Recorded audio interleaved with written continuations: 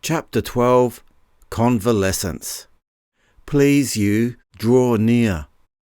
That serene and blessed mood in which we are laid asleep in body and become a living soul. I shall never forget the still routine of the days of my slow convalescence, especially the unhurried ease and silence of the long evenings after the day nurse had gone home, and I lay propped up in my bed with a light over my shoulder and a priceless book on the corner of the nearby table. What peace, what ease, what comfort, now that the ordeal was over, while I was sometimes in pain and often restless and uncomfortable and weak. Yet there was an indescribable sense of renewed security, a wayward freedom of the mind I had not known before in years I dare not count. All my life, it seemed to me, I had been hard driven, often forced to tasks that were not easily native to my gifts, that which was most myself interrupted and retarded by 1,000 dusty, inconsequential affairs. Temptations to go here or hurry there, see this or hear that, by some stupid outward urge. All the compulsions of loyalty and duty. Even in my own little place, there had seemed literally a conspiracy against quietude and thought, against the deep examination of life, against such small effort as a man may make to understand the world which surrounds and so ruthlessly compels him. But here, what unspeakable luxury! No sense of being driven either by outward or inward taskmasters, no duties, no engagements, no interruptions, none of the absurd compulsions of property, or the urgings of ambition, or the weariness of routine. All day long one can lie or sit still, save for the fortunate moments when the nurse comes in smiling with the tray, or in the evening after a tap on one's door with the prescribed nourishment, which proves to be a glass of iced orange juice, beaten foamy with the white of an egg, wholly delicious. The world has slipped away from us, and we do not care. So much that had seemed wayward becomes wisdom and joy. I wonder if there is anything in this world comparable to the sense of being fully alive within, warm and strong there, eager there. I shall never forget the recurring sense I had that whatever I may have lost in time or strength or money, I had regained in self-possession. I was at liberty to think anything I liked, go anywhere I pleased, past, present or future. I was free to see or hear or feel whatsoever I would or could. Here no one kept a clock on me, not even that most arbitrary of clock keepers, myself.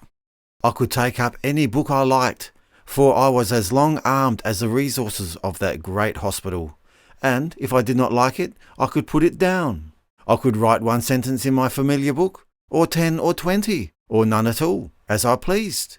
Or I could turn to the wall, the nurse thinking I slept, and listen to the December rain drumming on the window, and let my mind go free among what William James calls the deepest things of our nature, the dumb regions of the heart in which we dwell alone with our willingnesses and unwillingnesses, our faiths and our fears. Many times in my life I have repeated Rodin's saying, a true maxim for every craftsman, that slowness is beauty. But until those days in the hospital, I never knew fully what it meant. To read slowly, to think slowly, to feel slowly and deeply.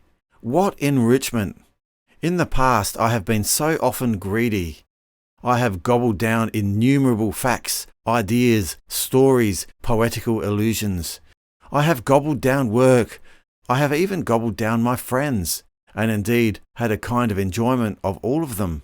But rarely have I tasted the last flavour of anything, the final exquisite sense of personality or spirit that secretes itself in every work that merits serious attention, in every human being at all worth knowing.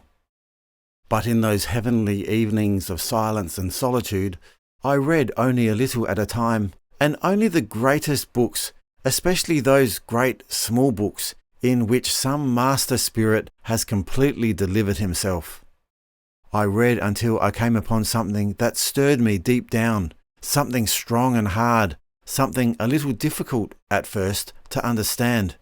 And there I stopped and slowly turned it over in my mind until I knew exactly what it was the prophet or the poet or the philosopher was trying to say to me. And always, I found, the subtlest beauties, the deepest truths came last. In one of Dr. Osler's provocative addresses, for example, I found a reference to a passage in Sir Thomas Browne which he himself had loved. So I got me the Urn Burial and the Religio Medici to find it, and read all around and about it, and wore it afterwards for many a day like a jewel in my mind, and love it yet. The iniquity of oblivion blindly scattereth her poppy, and deals with the memory of man without regard to merit of perpetuity. Writers have taken whole pages to say less. Often I found passages, especially in the old books, that seemed, as the Quakers say, to speak to my condition. And these I sometimes committed to memory, that I might have them ready, loaded weapons, when skulking pain attacked me or mutinous dullness threatened to wear me down. I affirm that tranquillity is nothing else than the good ordering of the mind. Constantly, then, give to thyself this retreat, and renew thyself, and let thy principles be brief and fundamental, which, as soon as thou shalt recur to them, will be sufficient to cleanse the soul completely, and to send thee back free from all discontent with the things to which thou returnest. A page of Marcus Aurelius, indeed, is worth, any time, a day's slowness. What fortification of the spirit! What incentives to courage! Open anywhere, at random, and feel the keen, bracing, sometimes scarifying truth. I have often wondered how it is that every man loves himself more than all the rest of men, but yet sets less value on his own opinion of himself than on the opinion of others. Or of death. Thou hast embarked, thou hast made the voyage, thou art come to shore. Get out!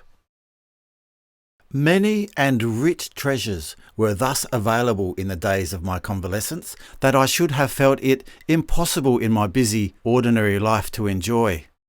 I thought often, what a perfect thing it was to have all about me for days at a time, such a variety of fine thoughts, plucked in passing out of old books, like scented flowers from half-forgotten roadsides.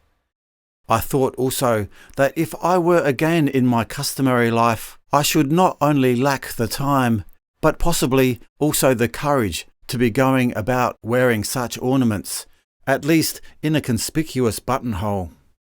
What cowards we are anyway! What Peters warming ourselves at the fire, denying that we know anything that is great or true or beautiful. How rarely we dare let anyone see our best possessions, the things we really live by, lest they fling names at us. I resolved, those days, never any more to hurry, never to appear that I was not, never to be constrained by the crowd. Ah, well. It was in this time of returning zest that I had the good fortune to read, or gloriously reread, a book that exactly fitted and interpreted my mood. It is not often, not once a year, not once in a lifetime possibly, that one stumbles upon a book that perfectly and completely satisfies what he has at the moment burning in his mind. I shall never forget the long, still evening in the hospital when I read The Tempest, or how I turned from it late in the night with that sense of happiness and courage which only the greatest art can give to the spirit of man, saying over and over to myself those last words of Prospero, the ripe essence of his long experience. Please you, draw near. It came to me then, as a kind of inspiration, that, better than any other words I know, they express the final wisdom of men, men who live in a world not perfect, but human. Please, you, draw near. What else is it that we desire after being buffeted by rude events, after being cast away on our own particular desert isle, after at last subduing our Caliban and setting free our Ariel, save to turn with a new and deep kind of passion to beauteous mankind, the goodly creatures all about us, and there, having become quiet within ourselves, saying with deep sincerity, please you, draw near. I have put down these incidents and thoughts of my convalescence just as they came to me.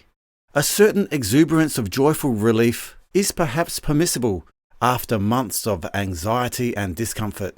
I make no excuse for it. I have rarely enjoyed anything more.